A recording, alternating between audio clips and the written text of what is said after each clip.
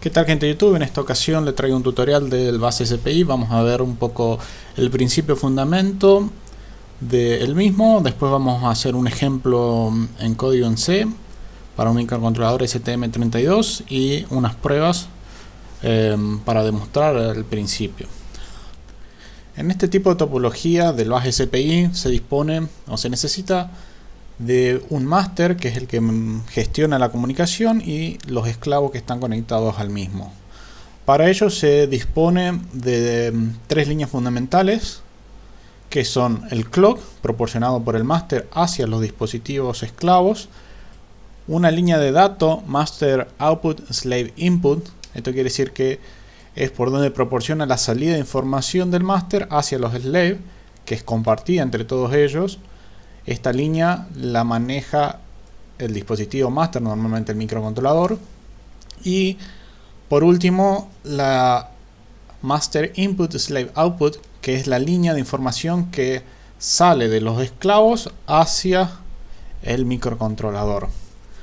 Además de esto, se necesita de la línea que se denomina chip select, que lo que hace es, cuando por lo general esta línea está siempre en alto en todos los dispositivos, y cuando el microcontrolador quiere hablar con un esclavo en particular, lo que hace es baja esta línea y el esclavo toma control de la línea de datos desde el esclavo hacia el micro, y los otros quedan en alta impedancia. De esta forma, toda la información que envíe el esclavo, como la línea de selección está en bajo para este, quiere decir que se comunica solamente al dispositivo esto.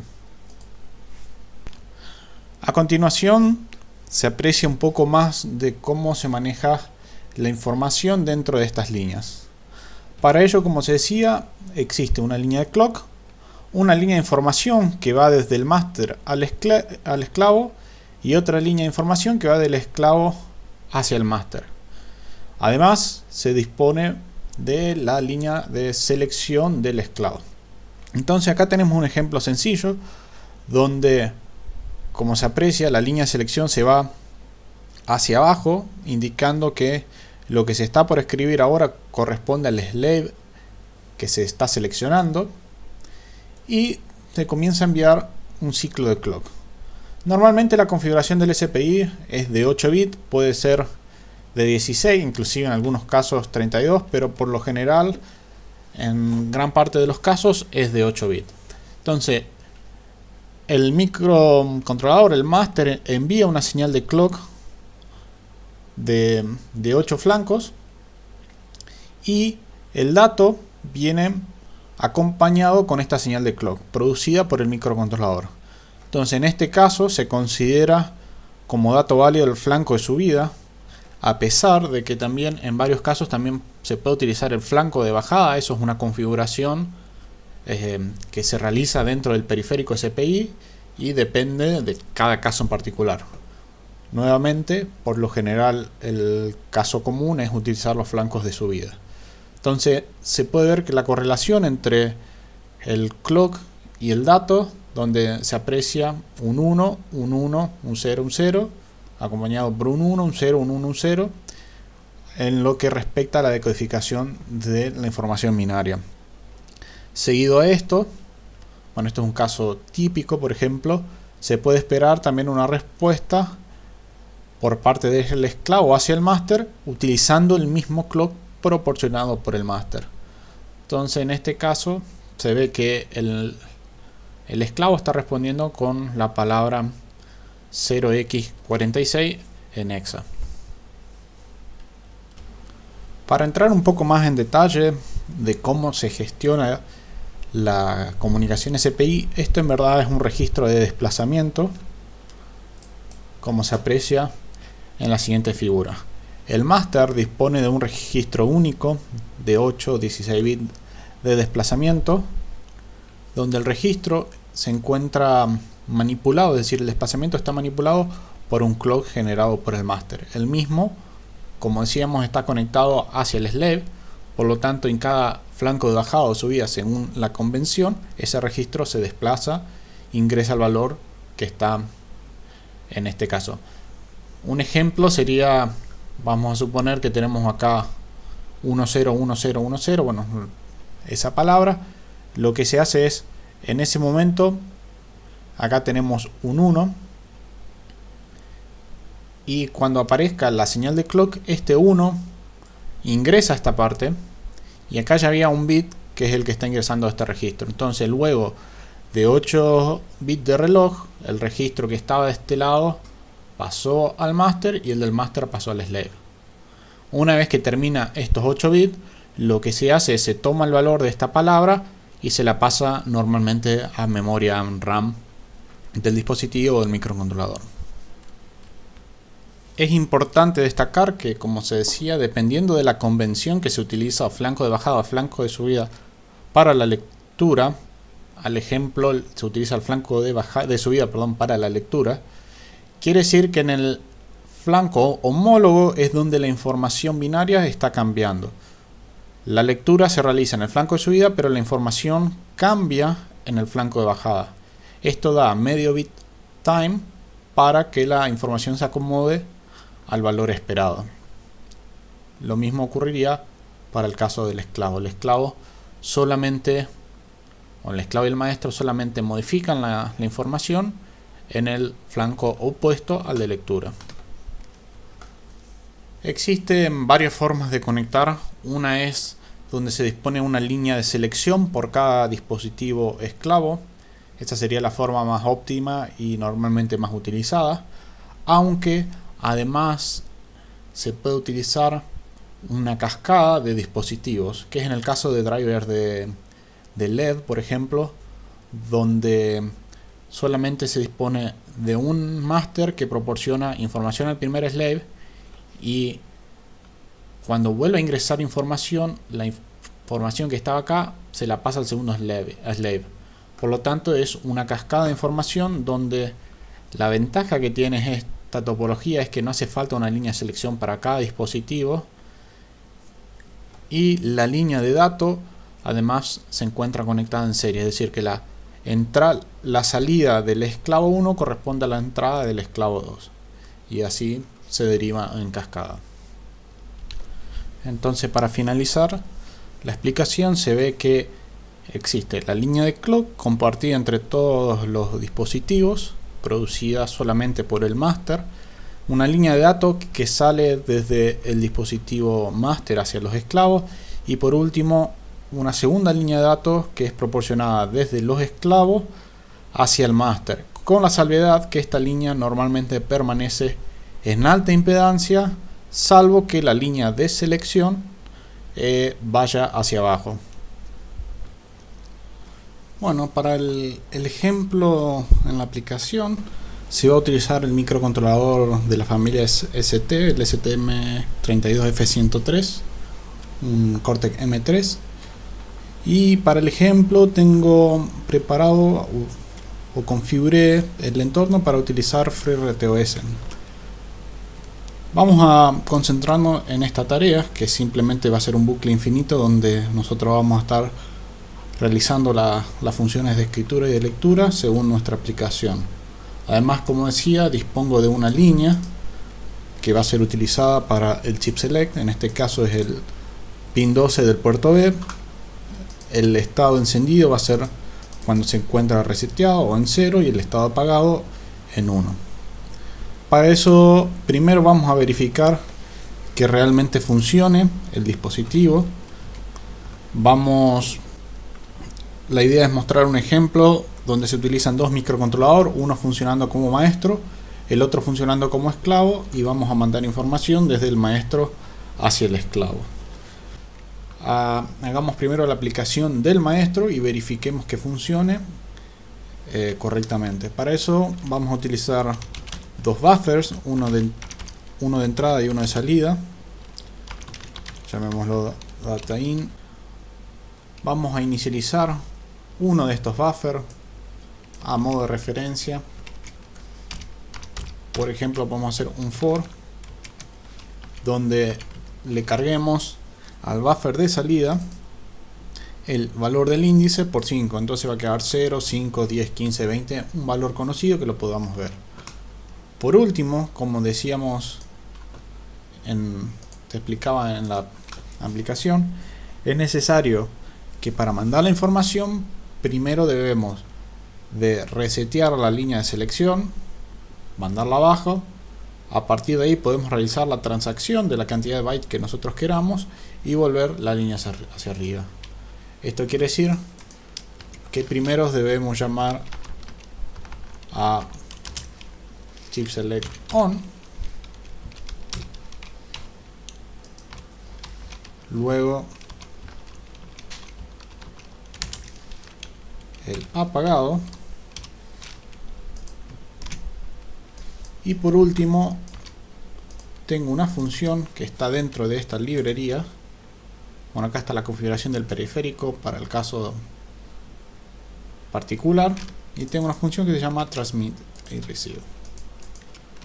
Bueno, algo que no aclaré fue que siempre que el maestro está transmitiendo, está recibiendo algo del esclavo, ya que existen es una comunicación full duplex.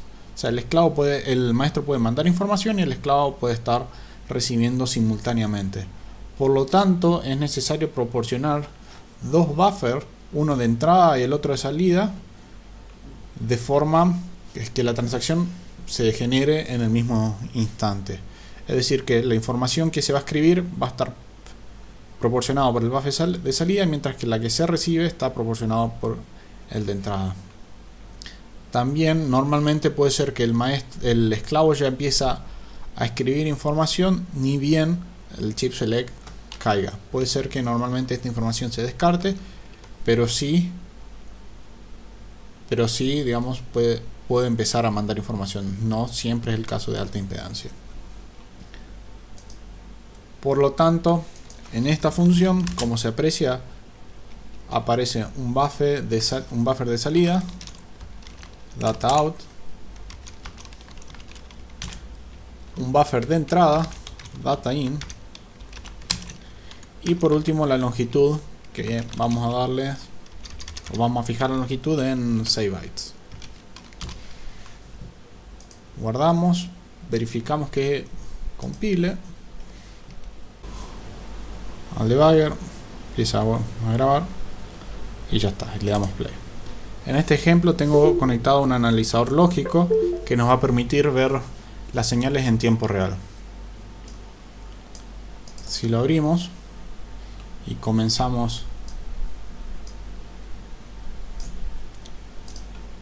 a recibir datos, lo que vamos a ver que cada 50 milisegundos se debería estar mandando esta información. Como vemos acá, cada 50 milisegundos existe la transferencia de este dato, y si hacemos un zoom vemos que la línea de selección efectivamente está en bajo durante el tiempo de la transacción. El master proporciona 8 bits de clock y la línea de información del master primero es 0, después un 5. Si decodificamos tenemos 4 más 1, 5, que lo vemos también en azul. Después 10, 15 y así sucesivamente en estos 6 bytes que le dimos. Como todavía no tenemos conectado ningún slave, la información solamente se encuentra en bajo y por lo tanto se lee en ceros. Bueno, con esto sabemos que el dispositivo maestro se encuentra funcionando correctamente. Para aquellos que quieran ver la configuración, para el caso particular es un maestro donde el tamaño de la información corresponde a 8 bits, el tipo de polaridad es baja, se utiliza un solo flanco, la chip select va a ser por medio de software y bueno, y demás información que solamente tienen que ver con esta familia particular. Seguido a esto, lo que vamos a hacer es configurar un macro que nos permita definir si el programa es para el master o para el slave. De esta forma podemos utilizar el mismo código para ambos dispositivos. Vamos a definir un pin específico del micro como entrada, donde si el estado está en alto corresponde a master o si está en bajo a slave. La plaquita de prueba utilizada es esta acá, la que se aprecia en la foto. El bus SPI utilizado es el SPI 2 conectado entre B15 y B13. Ahí vamos a utilizar una de estas líneas como entrada para proporcionar si va a funcionar como master o como slave. En este caso vamos a utilizar o configurar el puerto B, pin 10, como entrada. Entonces simplemente elegimos el puerto 10, el modo le indicamos como entrada, velocidad estaría bien, y el puerto va a ser el puerto B. Además debemos habilitar el clock a este puerto, GPIO B clock enable. Ya tenemos habilitado, y por último volvemos a la tarea del SPI y vamos a realizar una función que devuelva un booleano que diga si es master.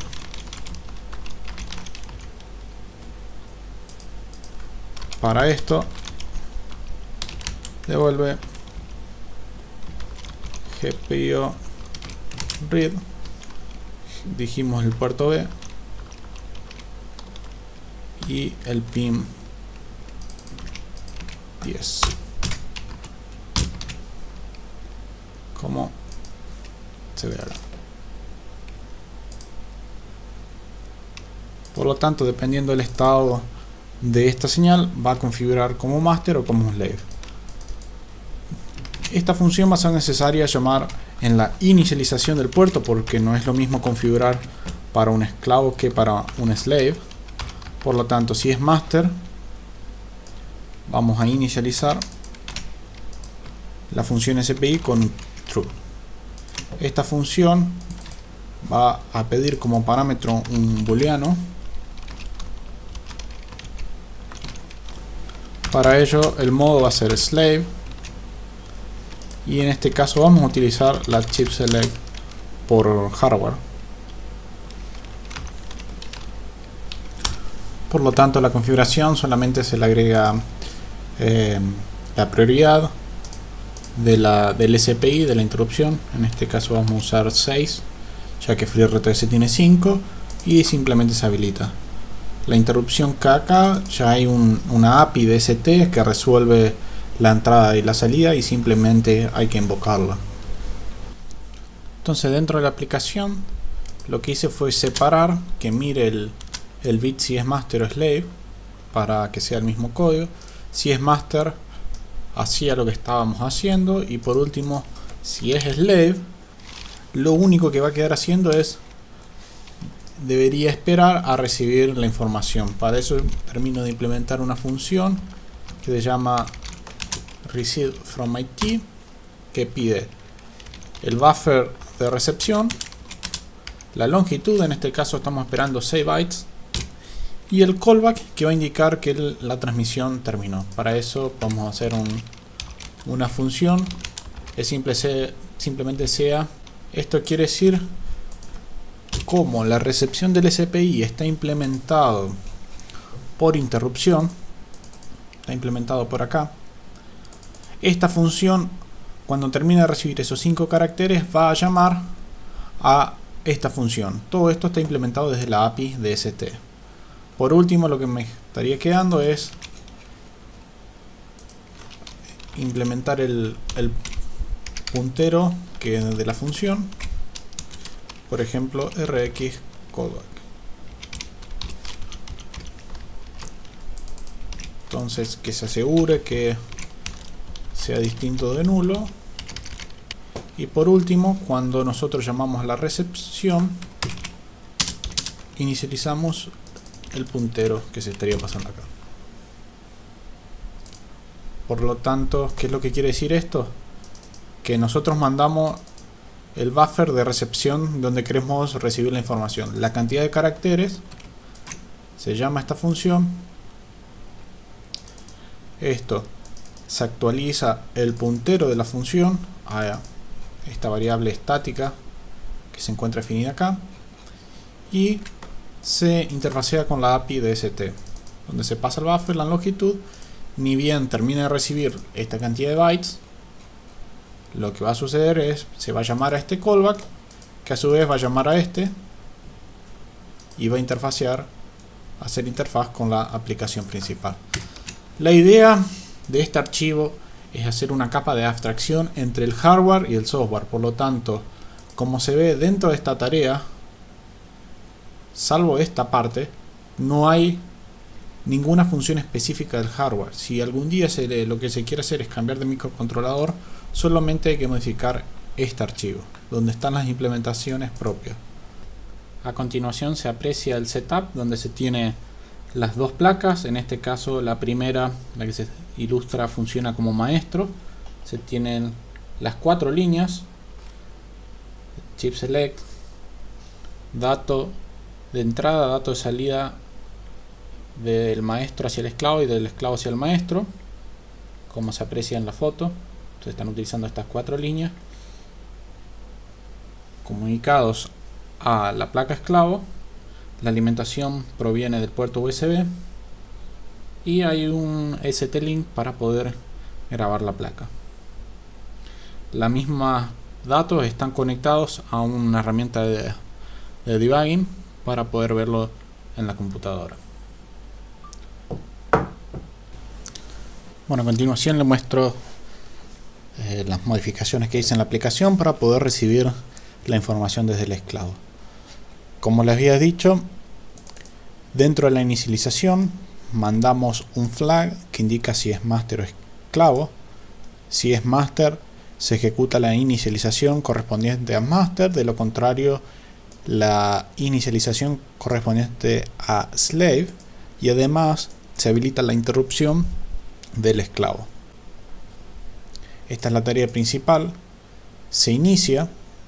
Tenemos una parte destinada al maestro y otra parte destinada al esclavo. El maestro, como se había mostrado, lo que hace es inicializa un buffer desde el 0 hasta el 50, con saltos de 5 hasta el 45, y hay un while 1, un bucle infinito, que cada 50 milisegundos está mandando esta información, solamente los primeros 6 bytes. Por otro lado, el esclavo también tiene un while 1, pero lo que está haciendo es recibiendo la información del master. Para eso, la forma de proceder es, suponiendo que este flag se encuentra en falso, que es como inicialmente arranca, en tal caso lo que va a hacer es lo pone en verdadero y pide para recibir. Se manda el buffer de recepción, se manda la cantidad de bytes y el callback donde se va a llamar una vez que se reciban esos 6 bytes. En ese caso, como esto es un bucle infinito que funciona cada 10, hasta que este flag no vuelva false, esta recepción no se va a volver a invocar. Cuando se hayan recibido estos 6 bytes, este callback va a ser llamado y este flag se pasa a verdadero. Quiere decir que se recibieron esos 6 bytes.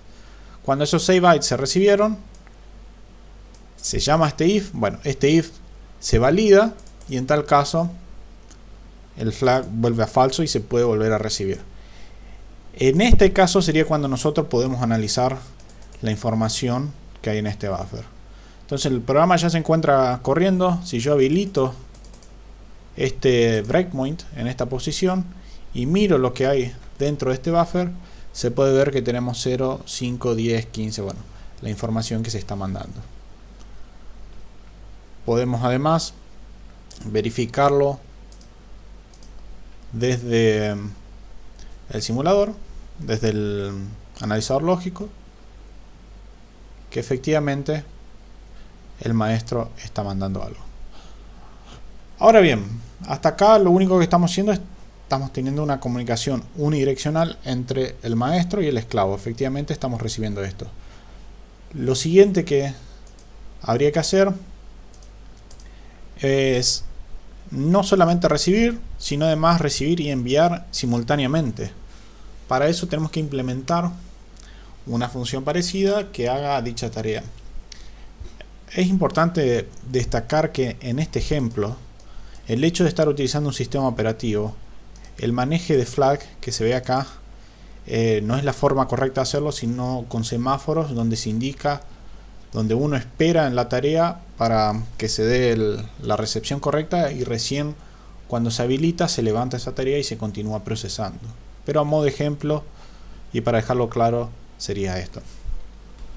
Entonces, para implementar la comunicación bidireccional desde el esclavo, vamos a realizar algo muy parecido, pero con una función que también permita enviar. Se haya completado la transmisión, lo pasamos a falso y volvemos a transmitir y a recibir. Por lo tanto, ahora debemos estar en condiciones de verificar el código. Detenemos el microcontrolador y volvemos a grabar. Bueno, el programa ya está corriendo. Si ahora verificamos el analizador lógico, nuevamente tenemos la comunicación cada 50 milisegundos, pero ahora el esclavo está respondiendo con 0, 3, 6, 9, 12, 15, es decir, la información que se cargó inicialmente en este buffer, es decir, un múltiplo de 3. Si hacemos un stop acá, podemos verificar que la data de salida es 0, 3, 6, 9, 12, lo que se inicializó, y la data de entrada es lo que está mandando el maestro. Por último, para el ejemplo, estaría faltando, ¿no es cierto?, recibir, bueno, ya se está recibiendo, verificar que lo que se está recibiendo desde el maestro sea realmente esta información. Vamos a cerrar la aplicación, voy a conectar el debugger en la otra placa y verificamos que sea correcto. Ya tengo corriendo la aplicación desde el maestro. En este caso vamos a habilitar el breakpoint y vamos a verificar que la data de salida corresponde a 0, 5, 10, 15, bueno, etcétera, mientras que el dato de entrada tenemos lo que se inicializó desde el slave. Bueno, de esta forma se verificó el funcionamiento de comunicación entre un dispositivo maestro y esclavo, como se ve a continuación. Bueno, este es el ejemplo de una comunicación bidireccional entre un dispositivo maestro y esclavo, como se verificó a continuación, y espero que les haya gustado. Existen, por supuesto, dispositivos que ya traen por defecto una comunicación SPI, como ser el caso. Un ejemplo típico de un IC que tiene más SPI sería, por ejemplo, este sensor de temperatura, donde se aprecia la señal de clock, la chip select, data, slave data input, slave data output. Bueno, internamente cómo está compuesto, y si bajamos tenemos las especificaciones de velocidad máxima, de frecuencia del SPI que puede funcionar. O sea, hay ciertos datos que también se deben respetar. Y si bajamos más, tenemos una tabla de atempamiento donde muestra el dispositivo. Por ejemplo, para una operación de escritura de un único byte, se debe mandar el address del SPI, teniendo en cuenta que el bit más significativo sea un 1, mientras que para una lectura un 0, y como se puede ver a continuación de esta palabra, se manda la palabra de dato, que se especifica más abajo, o si se va a hacer una lectura, al estar este bit en 0, a continuación lo que estamos por leer va a ser información que proviene del dispositivo. Tenemos para este caso particular una dirección y luego un byte de control que se especifica en la tabla a continuación. Tenés los registros, que es los distintos bytes de control, y la dirección. y en función, digamos, de cada bit se pueden configurar o pedir distintas mediciones. Así que este sería el ejemplo. Espero que le haya gustado, y si te gustó, por favor dale al botón me gusta y nos vemos en la próxima.